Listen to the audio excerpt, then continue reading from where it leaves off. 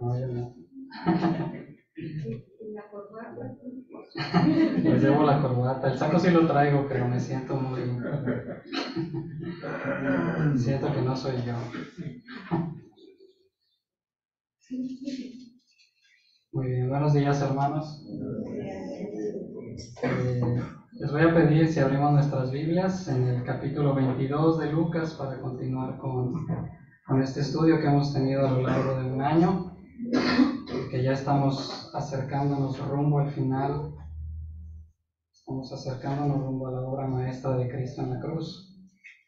Así que vamos a leer este pasaje,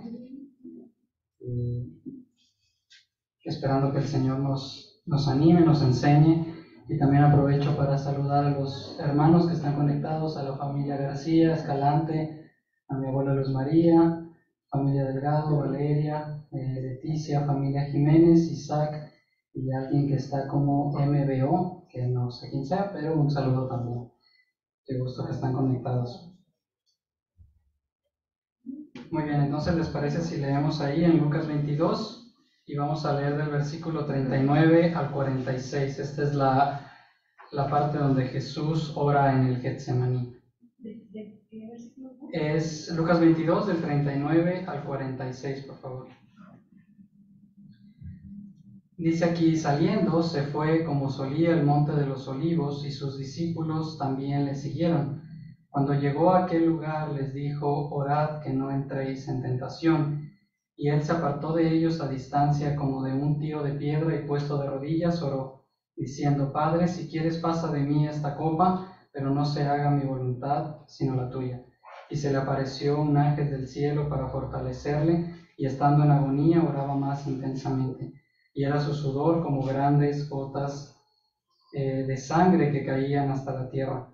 Cuando se levantó de la oración y vino a sus discípulos, los halló durmiendo a causa de la tristeza, y les dijo, ¿por qué dormís? Levantaos y orad para que no entréis en tentación. Hace algunas semanas empezamos a preparar un material cronológico para el grupo de los Salmos, y esto con el fin de unificar la doctrina. Mi mamá comentó algo al respecto. Y como parte de esto hemos hablado de los atributos de Dios, y hoy me pareció interesante tener en mente algunos de estos atributos para este estudio.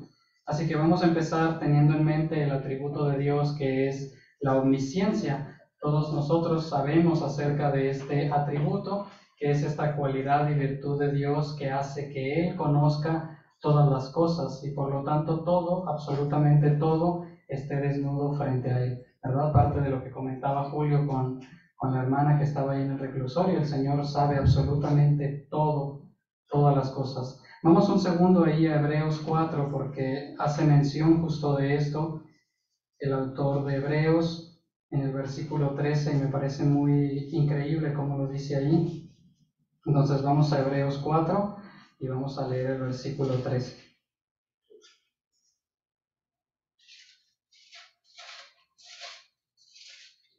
¿Ya están todos ahí? Hebreos 4:13 dice, y no hay cosa creada que no sea manifiesta en su presencia. Antes bien, todas las cosas están desnudas y abiertos a los ojos de aquel a quien tenemos que dar cuenta. Así que nada de lo que somos, de lo que pensamos, de lo que sentimos, hacemos o haremos está oculto para Dios. Estamos completamente desnudos delante de Él. Nuestro pasado, nuestro presente y nuestro futuro está expuesto delante de Dios. El otro atributo que me gustaría que tuviéramos en mente de parte de Dios es su inmutabilidad. Es decir, esta cualidad que no solo significa que Él no cambia, sino que más increíble es que Él no puede cambiar. Él simplemente no puede cambiar. No hay nada que haga cambiar a este Dios en lo que Él ha hecho, ha dicho o hará. Y vamos un segundo ahí a Números 23, Números capítulo 23, y vamos a leer del versículo 19 al 20. Números 23, así es, del versículo 19 al 20.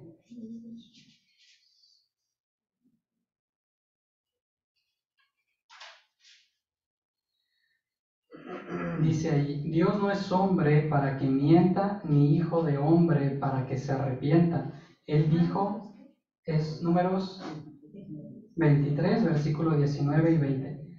Dice, Dios no es hombre para que mienta, ni hijo de hombre para que se arrepienta. Él dijo y no hará, habló y no lo ejecutará.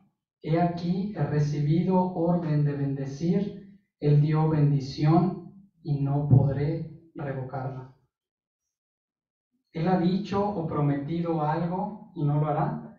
Es imposible que Dios cambie su voluntad, que Dios cambie sus promesas. Nadie puede revocar lo que Dios ha determinado. Así que me gustaría que tuviéramos en mente estas cualidades mientras estudiamos estos pasajes de Lucas 22 que ya leímos. Ahora, vamos a regresar ahí a Lucas 22 para tenerlo en mente. Lucas 22. Estamos en el versículo 39 al 46, la oración de Jesús en el Getsemaní. Y entonces, como Jesús tenía costumbre, se aparta para orar. En muchas ocasiones en las Escrituras leemos eso, ¿verdad? Que Jesús se apartaba constantemente a hacer oración. Y uno de los lugares en donde Jesús se apartaba a orar era justamente en el Monte de los Olivos. Y justamente después de la última cena con sus discípulos, después de que Judas parte para traicionarle, Jesús se aparta a este Monte de los Olivos. Y ahí Jesús ya había estado varias veces, así que me parece interesante que para Judas no va a ser difícil encontrarle, no va a ser difícil encontrar a Jesús para entregarle. Y es que Jesús no busca un lugar difícil de acceder o no busca un lugar en donde esconderse, sino que Jesús había afirmado el rostro hacia este momento, hacia su camino a la cruz, y nada impediría que eso se cumpliera. Todo esto ya estaba escrito y Dios ya había prometido a este Mesías y la hora en la que sería entregado. Así que nada de estos eventos iban a ser cambiados.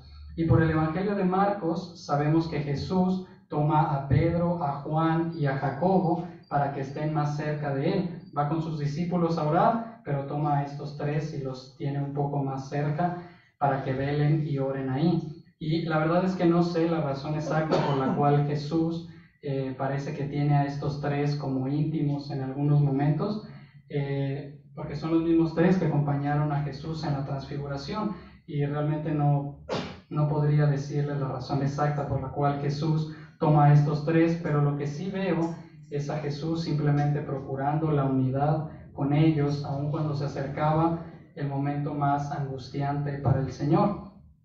Y dice aquí en Lucas que era tal angustia del Señor que por su rostro caían grandes gotas de sangre hasta la tierra. Investigué un poco y médicamente eso tiene una explicación. No, honestamente no recuerdo el nombre, pero se debe a un estrés, a una angustia o una tristeza extrema, profunda, que provoca que los vasos sanguíneos de la piel se rompan y hagan que la sangre aparezca como sudor. Vamos un segundo a Mateo 26, porque Mateo también narra un poco acerca de este momento y me parece interesante ir ahí. Mateo 26, versículos 37 y 38.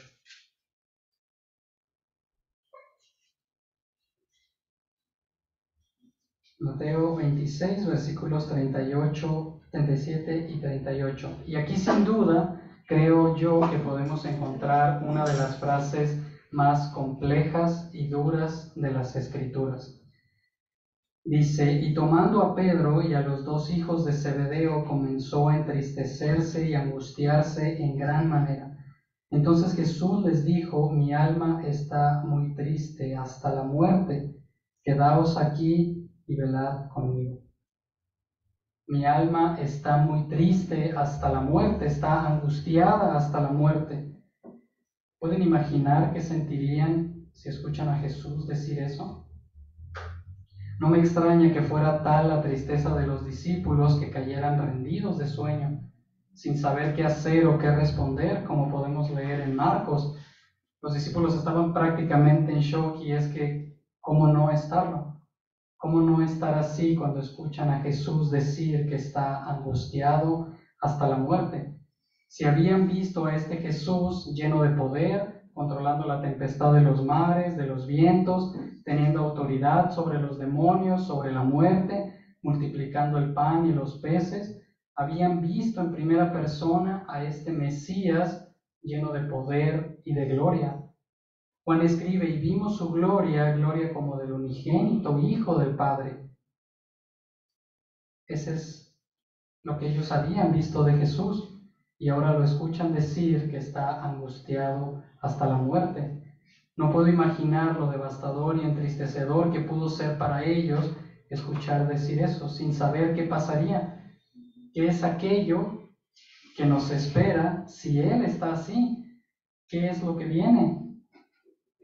Y ahora quiero aclarar que el estado de Jesús, este estado de angustia de Jesús, de tristeza profunda, que hizo caer gotas de sangre de su rostro hasta el suelo, no es una señal de debilidad, no es una señal de miedo o que todo el poder y la gloria se hayan apartado de Él. Él sigue teniendo completa autoridad, poder y gloria. Pero ¿qué era aquello que tenía Jesús angustiado? La pregunta solo podía rondar en mi cabeza mientras preparaba el estudio. ¿Qué cosa era lo que tenía Jesús angustiado hasta la muerte? Y mi primera respuesta a todo esto fue, Él tiene angustia a los padecimientos de ser azotado y crucificado. ¿A quién no le angustiaría eso? Si ustedes saben que en unas horas van a ser molido a golpes, crucificado, ¿eso no nos llenaría de angustia? Eso nos llenaría a nosotros de angustia, pero pensé que eso era muy terrenal. Eso sería un motivo para angustiarnos a nosotros, eso nos entristece a nosotros, nos entristecen los padecimientos, las aflicciones, el dolor, pero ¿es esto suficiente para angustiar así al Señor? No lo creo.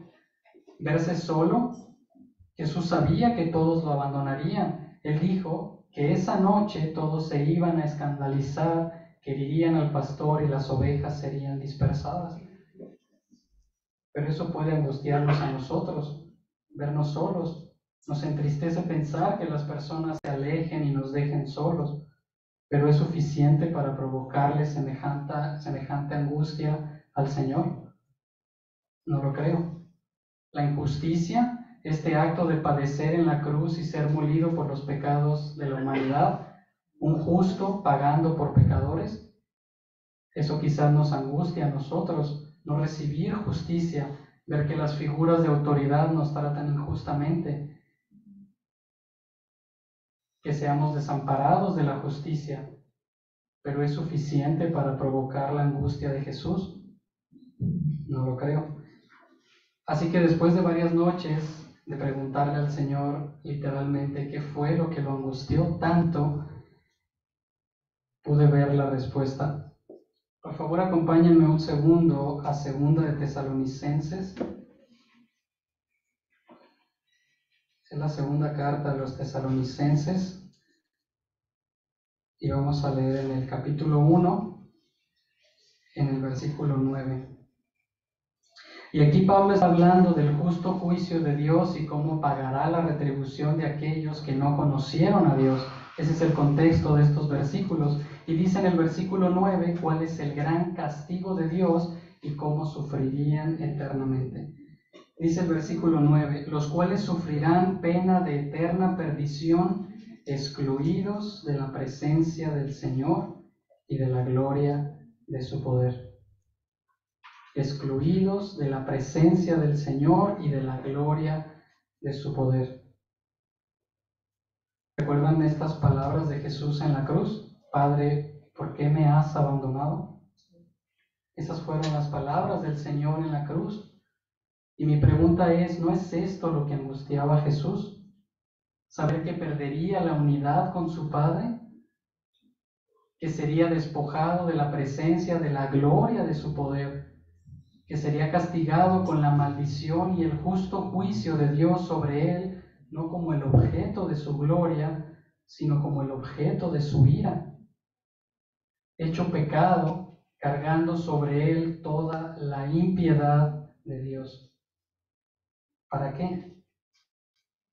Simplemente por amor, porque el más grande anhelo del Señor era la unidad con nosotros, los objetos de su amor. Todo lo que estaba en el corazón del Señor era ser uno con nosotros, como el Padre y Él lo son. Vamos un momento a Juan 17, porque Juan registra qué fue lo que Jesús oró esa noche. Los otros evangelios no nos hacen saber qué fue lo que exactamente Jesús oró, pero Juan sí. Juan registra estas palabras de oración y de súplica del Señor. Vamos a leer Juan 17 y vamos a leer del versículo 19 al 23. ¿Ya están todos ahí? Dice, y por ellos yo me santifico a mí mismo para que también ellos sean santificados en la verdad. Mas no ruego solamente por estos, sino también por los que han de creer en mí, por la palabra de ellos, para que todos sean uno, como tú, oh Padre, en mí y yo en ti, que también ellos sean uno en nosotros, para que el mundo crea que tú me enviaste.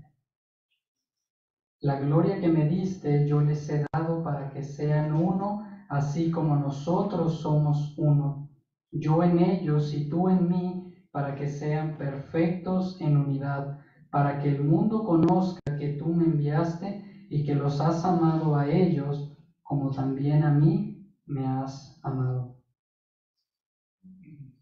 El Señor estaba ahí en total angustia por saber que sería despojado de la unidad con su Padre, despojado de la gloria de su poder, de su presencia, mis hermanos, para ser uno con nosotros, para que nosotros seamos uno, para mostrar al mundo su gran gloria y su gran amor, para que no exista duda de que como Dios amó al Hijo, así Él nos ha amado a nosotros. ¿No parte esto nuestro corazón? ¿No nos llena de gozo y de esperanza saber que Dios nos ha amado así? Y me gustaría que pensemos en esto un momento. Al inicio les pedí que tuvieran en mente estas dos cualidades de Dios, ¿verdad? Su omnisciencia y su inmutabilidad. Y es que quiero que pensemos en lo profundo y sublime que es este acto de amor de parte de Dios. El Señor estaba siendo sujeto de esta gran angustia, sabiendo que sufriría de ser despojado de la presencia y la unidad con su Padre por amor a nosotros, sabiendo absolutamente todo de nosotros, sabiendo quiénes somos, lo que hemos hecho, lo que haremos, sabiendo la perversidad que hay en nosotros, en nuestros pensamientos, en nuestras acciones, en nuestros sentimientos. Piensen en esto un segundo y no quiero que me respondan, pero quiero que sí lo respondan en su mente.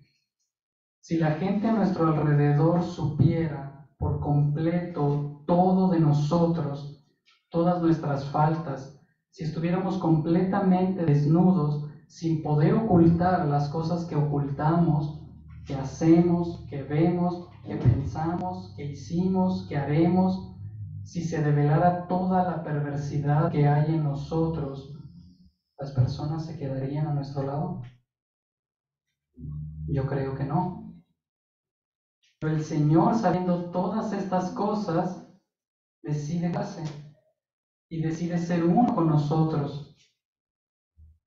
Está padeciendo todo esto y decide tener cerca al que lo negaría, a los que lo abandonarían, aún sabiendo todas estas cosas. Hace esta oración de amor y gracia por ustedes y por mí. Padre, quiero ser uno con ellos. Quiero que el mundo sepa que me amas, que les amas a ellos como me amas a mí. Y es que el Señor, a pesar de saber todas esas cosas de nosotros, es inmutable y no puede cambiar.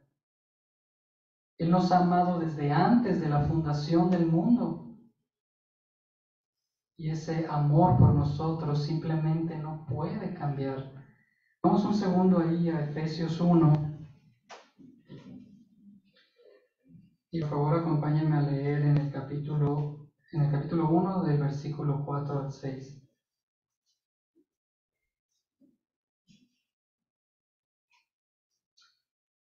Dice, según nos escogió en Él antes de la fundación del mundo, para que fuésemos santos y sin mancha delante de Él, en amor, habiéndonos predestinado para ser adoptados hijos suyos por medio de Jesucristo, según el puro afecto de su voluntad, para alabanza de la gloria de su gracia, con la cual nos hizo aceptos en el amado. Dice, en amor habiéndonos predestinado para ser adoptados, solo porque Él quiso, según el puro afecto de su voluntad. Esta voluntad inmutable de parte de Dios nos hace ser objetos de su amor, sin que nada de lo que somos, sin que nada de lo que haremos afecte su amor por nosotros. No puede dejar de amarnos. Mis hermanos, nadie se quedaría. Si las personas supieran todas estas cosas perversas y horribles de nosotros, nadie se quedaría. Pero el Señor no puede dejar de hacerlo. Podría amarnos con este amor eterno, pero el Señor no se puede resistir a amarnos. Simplemente no puede dejar de hacerlo. El Señor no puede resistirse a ser uno con nosotros, aunque para eso tuviera que pasar por la angustia de dejar de ser uno con el Padre y estar apartado de la gloria de su poder. Esa noche el Señor, aunque su angustia era extrema, oró a aquel que podía apartar esta copa. Rindió todo la voluntad de su Padre, aun cuando al Señor le habían sido entregadas todas las cosas. No había nada que fuera para Él. Quiero que pensemos en eso. Él no ganaba ningún poder extra. No es como que si el Señor hacía esto, entonces se volvía más poderoso, más glorioso, más sublime. No. No tenía ningún rango de autoridad que le faltara alcanzar y que por eso estuviera haciendo eso. A ella le pertenecía toda la gloria, todo el poder, todo el imperio. Absolutamente todo se sostenía con el poder de su palabra. El Padre estaba complacido con él. Cuando Jesús es bautizado y se abre el cielo y dice al Señor que ese es su Hijo amado en quien tiene complacencia, fue antes de ir a la cruz.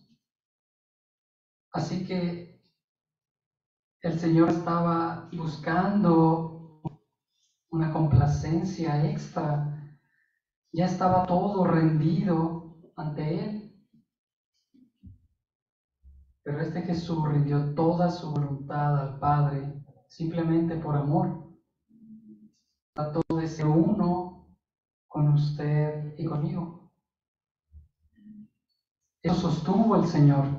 Vamos a Hebreos 12.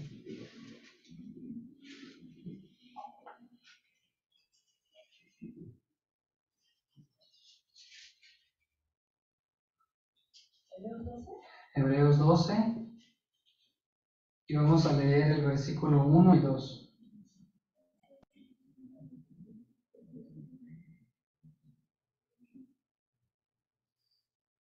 ¿Ya están ahí? Dice, por tanto nosotros también teniendo nuestra tan grande nube de testigos, despojémonos de todo peso y del pecado que nos asedia y corramos con paciencia la carrera que tenemos por delante.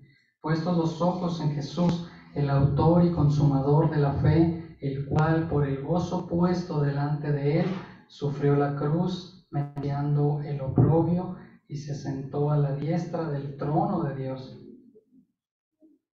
El gozo puesto delante de él, el gozo de saber que se presentaría una iglesia sin mancha, un pueblo de sacerdotes para la alabanza de la gloria de su gracia.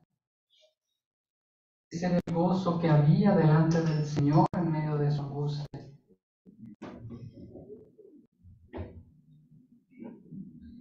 Pero ¿qué cosas nos suceden a nosotros, mis hermanos?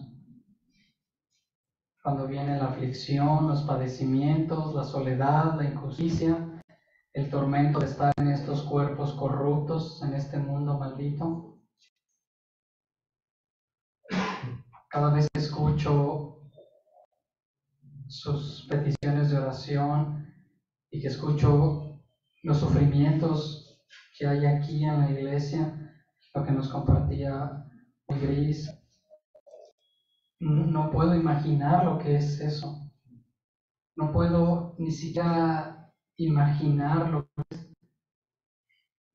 pasar por estas situaciones, lo que es padecer ese tipo de dolor, lo que es enfrentarse a los problemas como los que se enfrenta también Víctor y que nos compartía, de ver la fragilidad en algunos momentos donde todo parece estar colapsando, donde hay pérdidas, donde vienen un sinfín de pruebas. No puedo imaginar lo que es eso. Y todos y cada uno de ustedes padecen algo de lo cual yo no puedo imaginar. Pero en medio de eso, ¿es este amor lo que nos sostiene? Saber que Dios te ama a pesar de saberlo todo. Aún esas cosas por las que nos quedaríamos solos. Es esta gracia sublime de saber que Dios no puede dejar de amarnos y no puede parar de perfeccionar la unidad con Él, lo que nos sostiene. ¿Somos capaces de rendir toda nuestra voluntad a este Dios?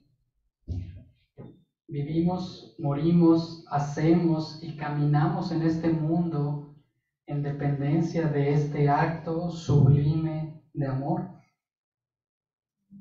Porque solo esto puede despojarnos del pecado que nos asedia, de la carne, del mundo, de sus aflicciones, de sus deseos. Miren conmigo ahí en Juan 15.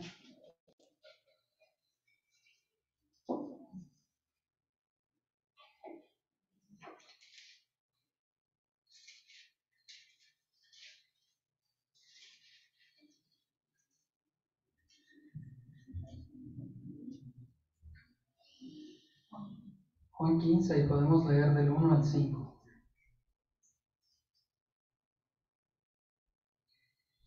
Dice, yo soy la vid verdadera y mi Padre es todo pámpano que en mí no lleva mucho fruto lo quitará y todo aquel que lleva fruto lo limpiará para que lleve más frutos.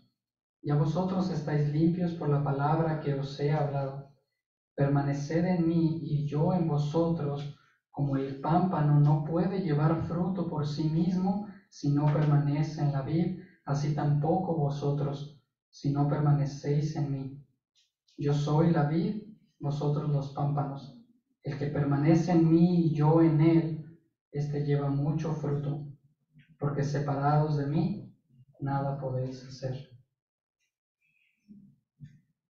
El que permanece en mí y yo en él, éste lleva mucho fruto, porque separados de mí, nada podéis hacer.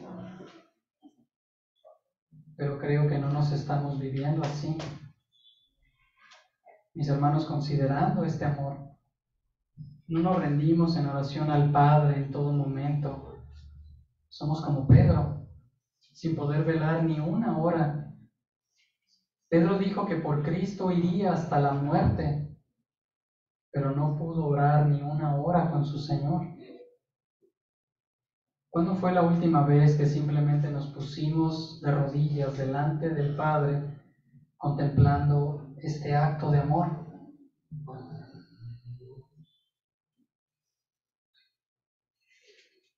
Volvamos a Lucas un segundo, por favor, Lucas 22.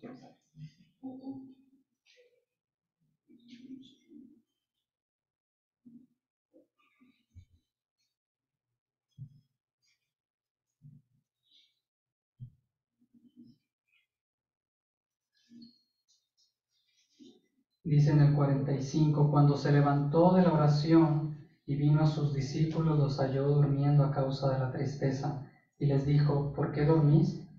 Levantaos y orad, para que no entréis en tentación.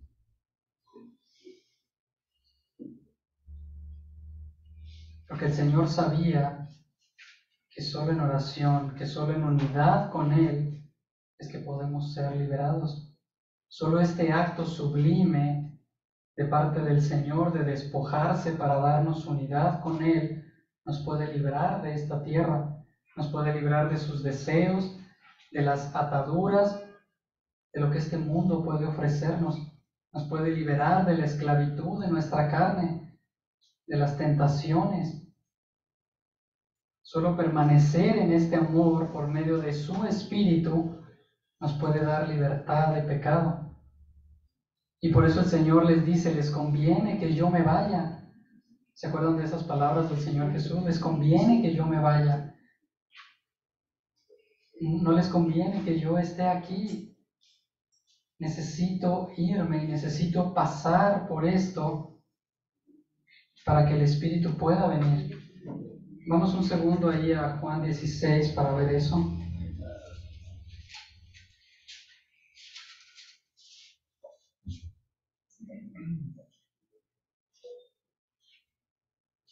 Juan capítulo 16 y vamos a leer el versículo 7. Dice: pero yo os digo la verdad, os conviene que yo me vaya, porque si no me fuera, el Consolador no vendría a vosotros, mas si me fuere, os lo enviaré. Del 13 al 15 dice: pero cuando venga el Espíritu de verdad, Él os guiará a toda la verdad, porque no hablará por su propia cuenta, sino que hablará todo lo que oyere y os hará saber las cosas que habrán de venir. Él me glorificará, porque tomará de lo mío y os lo hará saber. Todo lo que tiene el Padre es mío, por eso dije que tomará de lo mío y os lo hará saber. El Espíritu los guiará a toda la verdad. Dice: tomará de lo mío y os lo hará saber. Solo por su angustia vendría el Espíritu a nosotros. Solo por su Espíritu podemos experimentar esta unidad y comunión con Él.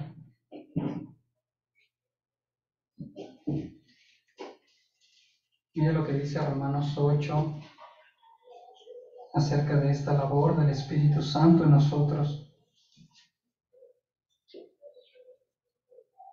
Romanos 8, del versículo 16 al 18.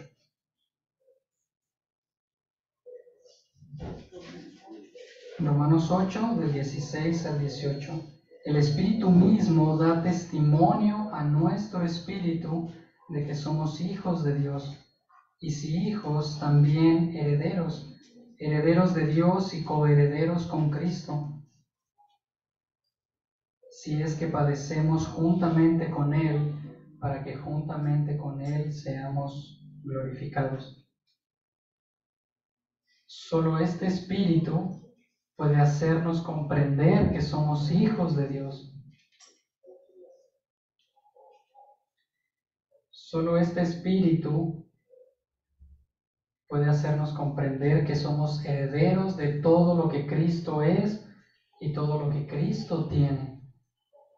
Solo su Espíritu nos hace anhelar ser uno con la Iglesia. Solo su Espíritu en nosotros puede causar este celo ardiente de no querer nada más y de no permitir que nada nos aparte de nuestra unidad con Él. Solo este Espíritu puede causarnos el celo de procurar la unidad como hermanos. Solo este Espíritu puede llevarnos a vivir justa y piadosamente, apartados del mal.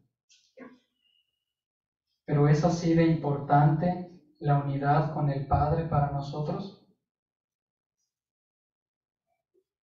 Solo esta unidad puede provocar en nosotros un total acto de renuncia a nuestra voluntad, como Cristo sujetó todo a la voluntad del Padre, sin importar la copa que estaba delante de Él, sin importar la copa que esté delante de nosotros.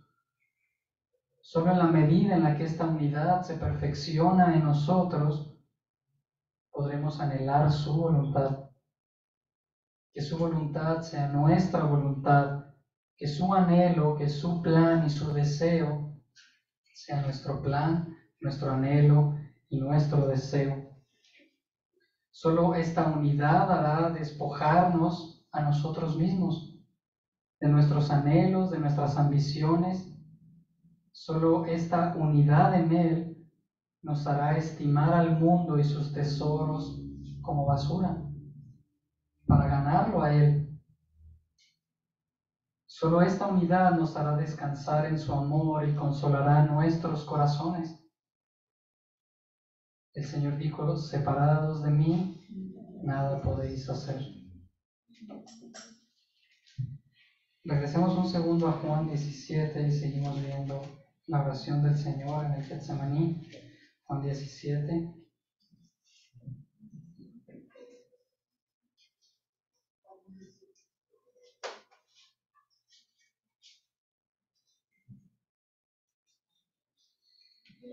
Y dice del 24 al 26: Padre, aquellos que me has dado, quiero que donde yo estoy, también ellos estén conmigo, para que vean mi gloria que me has dado, porque me has amado desde antes de la fundación del mundo. Padre justo, el mundo no te ha conocido, pero yo te he conocido, y estos han conocido que tú me enviaste, y les he dado a conocer tu nombre, y lo daré a conocer aún, para que el amor con que me has amado esté en ellos y yo en ellos. ¿Pueden creer esto, mis hermanos? Para que donde yo esté, ellos estén conmigo. Les he dado a conocer tu nombre, para que el amor con que me has amado esté en ellos y yo en ellos. ¿Es esto lo que nos sostiene cada mañana? Lo que nos sostiene cuando se acerca esta copa de aflicción. Es esta unidad que nos ha dado a conocer su nombre, aquello que impulsa nuestros actos, nuestro amor por la iglesia, por los perdidos, por nuestras familias.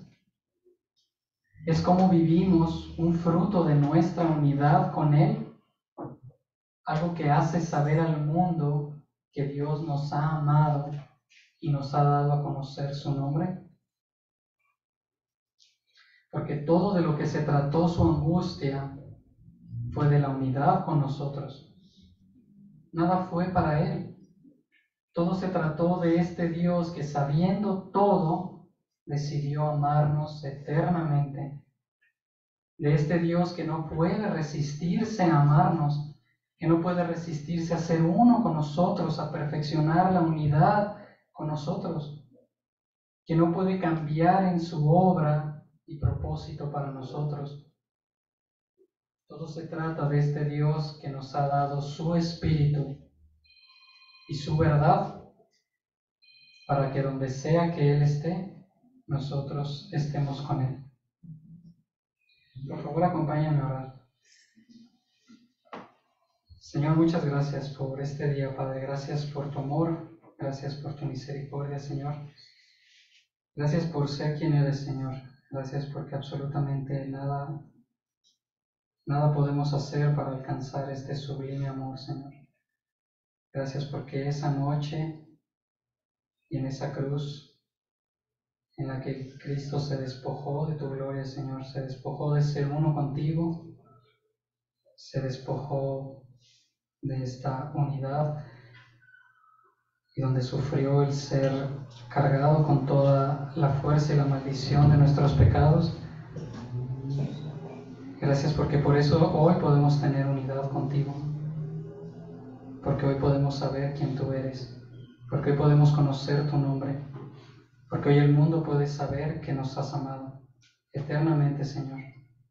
No podemos entender cómo un Dios como tú, soberano, único, verdadero, lleno de santidad y de justicia, puede amarnos aun cuando sabes todo de nosotros, aun cuando nadie se quedaría, Señor. Aun cuando nadie podría amarnos, tú has decidido amarnos, Señor. Antes de la fundación del mundo, nos has escogido para ser uno con nosotros, para que como iglesia seamos uno, Señor. Gracias porque nos has escogido para presentarte una iglesia y un pueblo lleno de sacerdotes, sin mancha, solamente para la alabanza de la gloria de tu poder, Señor. Gracias por esta esperanza que tenemos. Gracias porque podemos vivir en este mundo en dependencia de este amor, de esta gracia, de esta unidad, que nos puede liberar de todas las ataduras y de toda la esclavitud del pecado. Gracias, Señor, porque donde tú estás, allí estamos nosotros. Gracias porque un día nuestro Señor regresará por nosotros y estaremos eternamente unidos a ti, Señor. Gracias por esto en nombre de Cristo Jesús. Amén. Muchas gracias, hermano.